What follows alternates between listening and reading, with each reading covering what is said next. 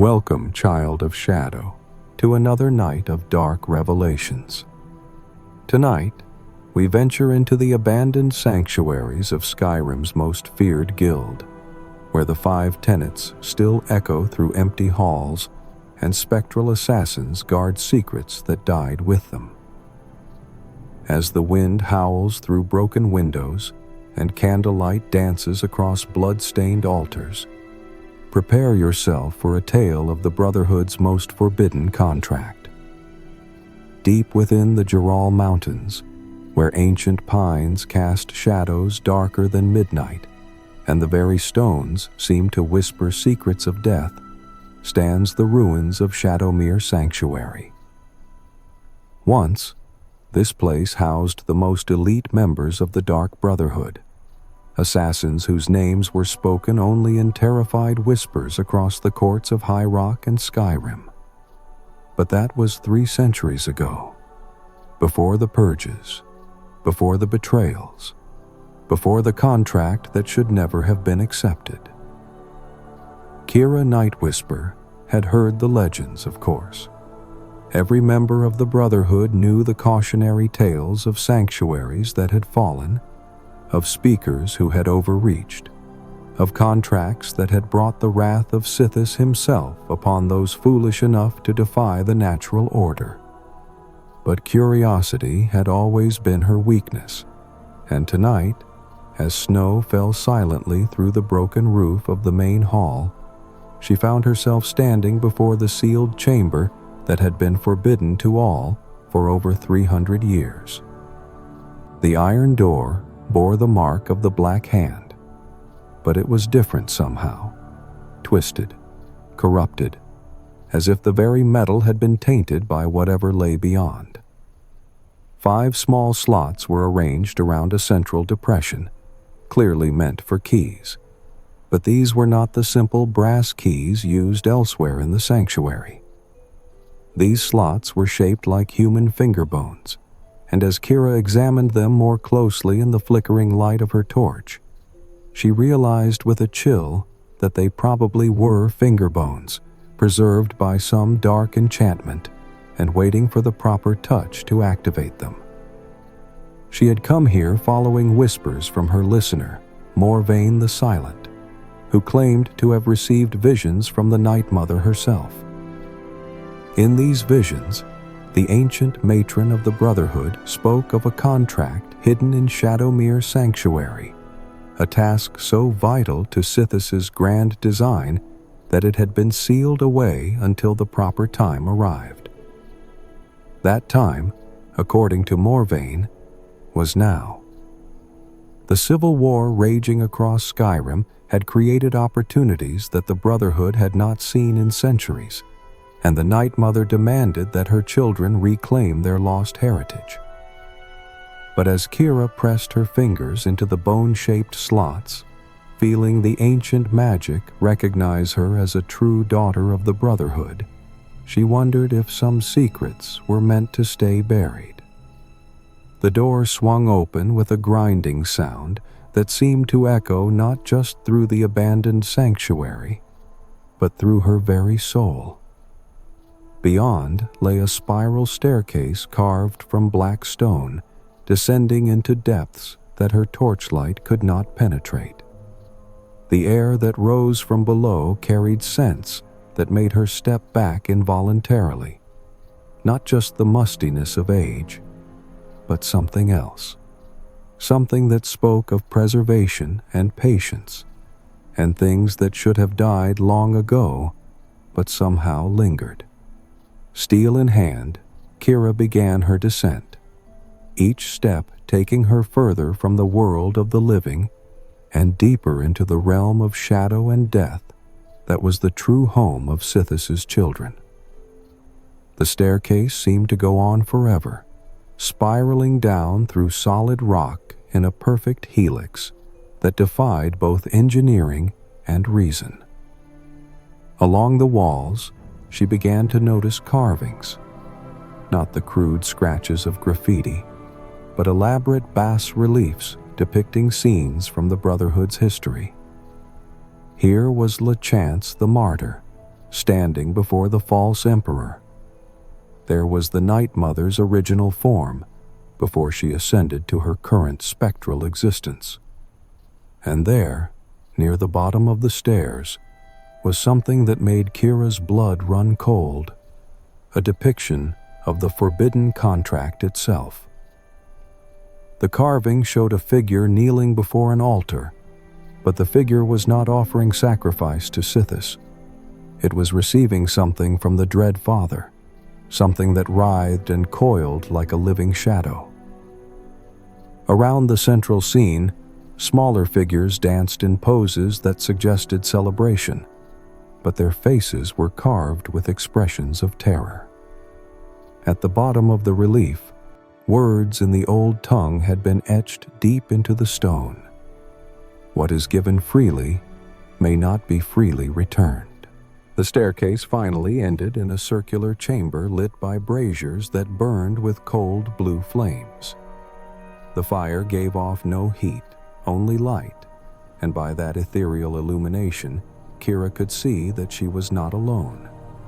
Arranged around the room stood 7 figures in the dark robes of the Brotherhood, their faces hidden by cowls, their hands folded in the traditional pose of reverence. But something was wrong with their stillness. They stood too perfectly, breathed too quietly, and when she called out a greeting, they did not respond. Cautiously, Kira approached the nearest figure. As she drew closer, she could see that beneath the cowl was not a face, but empty shadow. These were not living assassins, but something else entirely. Echoes, perhaps, or guardians left behind by whatever dark ritual had taken place in this chamber. They were the Whispering Seven, she realized, the legendary assassins who had vanished from Shadowmere Sanctuary 3 centuries ago while pursuing what the records called only the unnamed contract. At the center of the chamber stood an altar unlike any Kira had seen in her years with the Brotherhood. While most Dark Brotherhood altars were simple stone slabs stained with the blood of sacrifices, this one was carved from what appeared to be a single massive black pearl, its surface swirling with deep purple and silver patterns that seemed to move in her peripheral vision.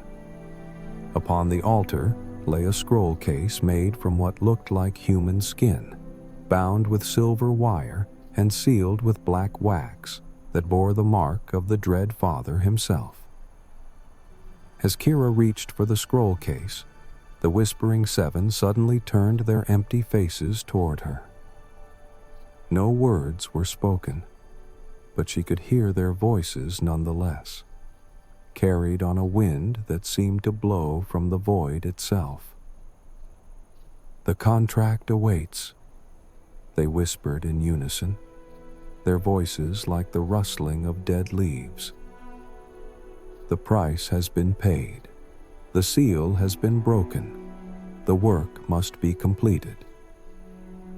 With trembling hands, Kira broke the wax seal and unrolled the ancient parchment.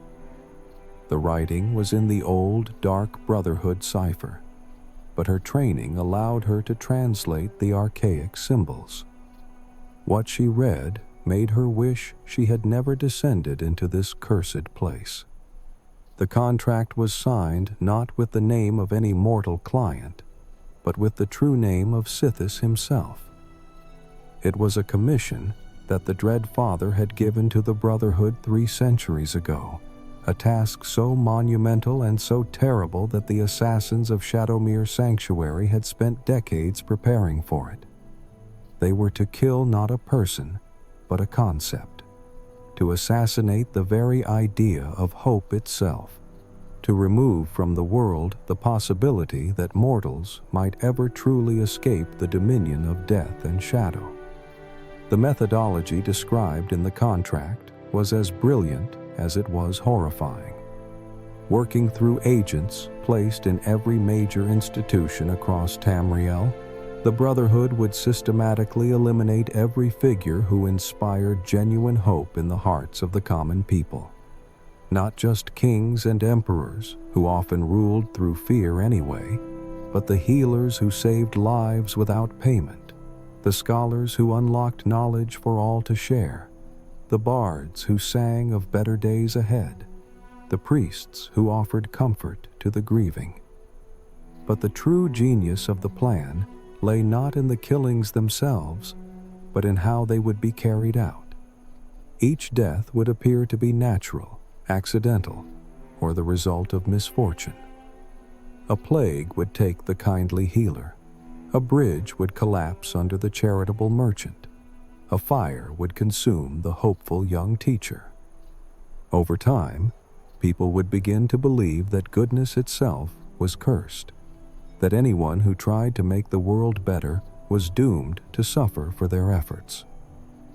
The contract specified that the work would take generations to complete, that the assassins who began it would not live to see its end.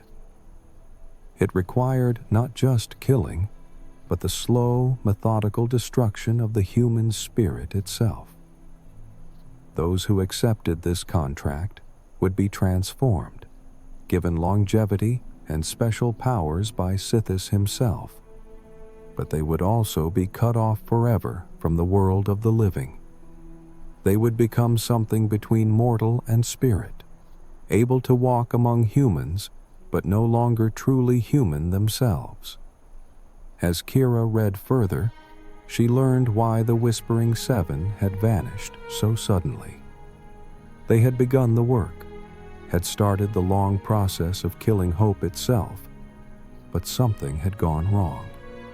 The records spoke of resistance from unexpected quarters and interference from the opposing force. Apparently, there were powers in the world that did not wish to see hope extinguished, entities that had moved to protect their champions from the Brotherhood's dark work. The final entries in the contract told of a great battle fought not with swords and spells, but with competing influences over the hearts and minds of mortals. For every act of kindness that the Brotherhood destroyed, their opponents would inspire two more. For every beacon of hope that was extinguished, a dozen new lights would appear. The Whispering Seven found themselves caught in an endless struggle against forces they had not expected and could not fully understand. In the end, they had made a desperate choice. Rather than continue a war they could not win, they had sealed themselves away in this chamber, placing themselves in a state of suspended animation until such time as the conditions would be more favorable for completing their dark work. The contract would wait, they decided, and they would wait with it, ready to resume their terrible mission when called upon by a new generation of the Brotherhood. But there was one final revelation that made Kira's blood run cold. According to the contract, the time for the Whispering Seven to awaken would be marked by specific signs: a great war that would divide the people against themselves, the return of dragons to Skyrim, and the emergence of a dragonborn who would challenge the natural order of things. All of these signs had now come to pass. As the implications sank in, Kira heard a sound that chilled her to the bone: the slow, rhythmic breathing of the Whispering Seven as they began to stir from their centuries-long slumber. Their empty cowls turned toward her, and she could feel their attention like a physical weight pressing down upon her shoulders. One of them, taller than the rest and bearing the insignia of a speaker, raised a hand that was little more than shadow given form. "Sister," the speaker whispered, its voice like wind through a graveyard. "You have come as the Night Mother promised. The seals are broken, the signs have been fulfilled, and the work may begin anew. Will you stand with us as we complete the contract that was left unfinished? Will you help us bring about the age of eternal shadow that Sithis has always intended? Kira found herself faced with a choice that would determine not just her own fate, but the fate of every living soul in Tamriel. She could accept the contract, could join the Whispering Seven in their campaign to destroy hope itself and gain power beyond imagination. Or she could refuse, knowing that doing so would likely mean her death, and that the Seven would simply find other servants to carry out their dark work. But as she stood there in that chamber lit by cold fire, surrounded by the spirits of assassins who had sacrificed their humanity for the promise of ultimate victory, Kira remembered something that her first trainer had told her when she was just a frightened child new to the Brotherhood. "We serve death," the old assassin had said, "but death serves life. Without death, life has no meaning. Without darkness, light has no purpose. We are not the enemies of the world. We are its balance." The Whispering Seven had forgotten this balance. In their zeal to serve Sithis, they had embraced only the destructive aspect of death, ignoring its role in the greater cycle of existence. They sought not to balance hope with despair, but to eliminate hope entirely. They had become something that even the Dark Brotherhood, with all its acceptance of necessary evil, should not tolerate. "I refuse," Kira said, her voice steady despite the terror that gripped her heart. "The Brotherhood serves the natural order, not the corruption of it. Your contract is an abomination, and I will not be part of it." The reaction was immediate and terrifying. The Whispering Seven let out a collective shriek that seemed to come from the void itself, a sound of rage and disappointment that made the very stones of the chamber crack. The cold flames in the braziers flared higher, casting wild shadows that danced like demons across the walls. The speaker pointed at Kira with a hand that now showed bone beneath tattered flesh. "Then you will die as a traitor to the Brotherhood," it hissed. "And we will find others more willing to serve the true will of Sithis." But as the Seven moved to surround her, their forms becoming more solid and menacing with each step, Kira heard another voice, one that seemed to come from everywhere and nowhere at once. It was the voice of the Night Mother herself, speaking not through any human intermediary, but directly from the realm of shadow where she dwelt. "My children," the Night Mother said, her voice carrying the authority of centuries, "you have misunderstood the nature of the contract you seek to fulfill. Sithis did not command the destruction of hope. He commanded its refinement. Hope without the possibility of loss is meaningless. Despair without the possibility of redemption serves no purpose. The contract was never meant to destroy hope, but to ensure that it remained precious by making it rare." The Whispering Seven stopped their advance, confusion evident even in their spectral forms. The speaker turned toward the altar where the Night Mother's presence seemed strongest.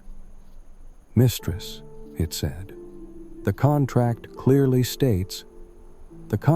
states what you expected to read, not what was actually written," the Night Mother interrupted. "Look again at the parchment, my lost children. See it with eyes unclouded by your own desires for absolute power." Kira looked down at the scroll in her hands and gasped. The writing was changing, the symbols rearranging themselves into new patterns. Where before she had read instructions for the systematic elimination of hope, she now saw something entirely different, a plan for the careful cultivation of despair as a teacher, a guide that would make mortals appreciate the light when they found it. The true contract was not about destroying hope, but about ensuring that it was earned. The Brotherhood was to eliminate false hope, the kind that led people to complacency and weakness, while protecting and nurturing true hope, the kind that grew stronger in the face of adversity. They were to be gardeners of the human spirit, pruning away the diseased branches so that the healthy ones could grow stronger. You see now, the Night Mother continued, why your work met with such resistance. You were fighting against the very forces you were meant to serve alongside. The opposing force you encountered was not your enemy, but your partner in the great work of maintaining balance in the world. The Whispering Seven stood silent for a long moment, the truth of their centuries-long mistake settling over them like a shroud. The speaker finally spoke, its voice now filled with something that might have been regret. We have misunderstood. In our eagerness to serve, we became the very corruption we were meant to prevent. What can be done to make amends for such a terrible error? Nothing, the Night Mother said simply. Your time has passed, my children. The world has moved beyond the need for your particular gifts. But your sacrifice need not be meaningless. Let your story serve as a warning to future generations of the Brotherhood, that even the most devoted servants can lose their way if they forget that death serves life, not the other way around. As the Night Mother's words echoed through the chamber, the Whispering Seven began to fade, their forms becoming translucent and then transparent. One by one, they whispered apologies to Sithis, to the Night Mother, to the world they had tried to harm, and to each other. The speaker was the last to go, and as its form dissolved into shadow, it looked at Kira with eyes that were finally at peace. Guard against our mistakes, sister, it whispered. Remember that the darkness serves the light, not the other way around. When they were gone, the chamber seemed somehow brighter, despite the cold flames in the braziers burning no higher than before. Kira found herself alone with the contract, which continued to shift and change in her hands until it finally crumbled to dust. The Night Mother's presence lingered for a few moments longer, and when she spoke again, her voice was gentle. Take this knowledge back to your listener, my child. Let the Brotherhood remember that our purpose is not to bring about eternal darkness, but to maintain the balance that allows both light and shadow to exist. Death is not the enemy of life. It is life's most faithful companion, ensuring that every moment is precious because it cannot last forever. Kira nodded, understanding now why this chamber had been sealed for so long.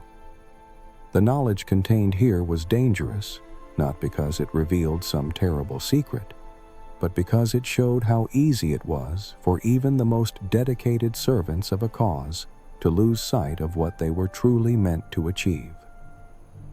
As she made her way back up the endless spiral staircase, Kira reflected on the lesson she had learned. The Dark Brotherhood served death, yes, but death in service of the greater cycle of existence. They were not harbingers of apocalypse, but gardeners of mortality, ensuring that life remained precious by reminding the world that nothing lasted forever. The journey back to the surface seemed shorter than her descent, and when she finally emerged into the main hall of the abandoned sanctuary, the first light of dawn was beginning to filter through the broken windows. The snow had stopped falling, and in the distance, she could hear the sound of birds beginning their morning songs. Kira extinguished her torch and stood for a moment in the growing light, thinking about the Whispering Seven and their centuries of misguided dedication. They had been so certain of their purpose, so convinced that they were serving the greater good, that they had never stopped to question whether their interpretation of their orders was correct. It was a mistake that any of them could make, and one that the Brotherhood would need to guard against for as long as it existed. As she prepared to leave Shadowmere Sanctuary behind, Kira made a silent vow. She would carry the story of the forbidden contract back to her listener, and from there, it would become part of the Brotherhood's oral tradition.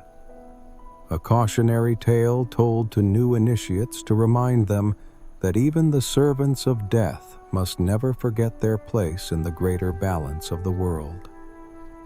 The path back through the mountains was treacherous, but Kira traveled it with a lighter heart than she had brought to this place. Behind her, the abandoned sanctuary settled back into silence, its greatest secret finally revealed, and its oldest ghosts finally at rest. The Whispering Seven had found their peace at last, and their story would ensure that future generations of the Brotherhood would remember the difference between serving death and being consumed by it. In the growing warmth of the morning sun, as she made her way back to the world of the living, Kira understood that she had witnessed something profound. The Dark Brotherhood would continue its work, would continue to serve as the balance between life and death, but they would do so with a clearer understanding of their true purpose.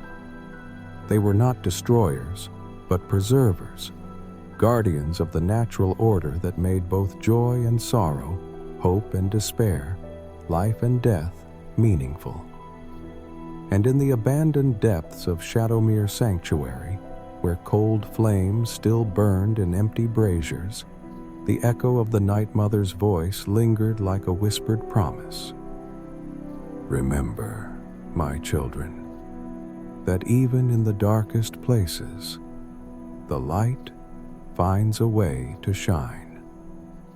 The forbidden contract was ended, its true meaning finally understood, and the Brotherhood was stronger for having faced the shadow of what it might have become. In the realm of Sithis, where the Whispering Seven now rested in eternal peace, the balance was restored, and the great work continued as it always had, one carefully chosen death at a time, in service not of darkness, but of the eternal dance between shadow and light that gives meaning to existence itself.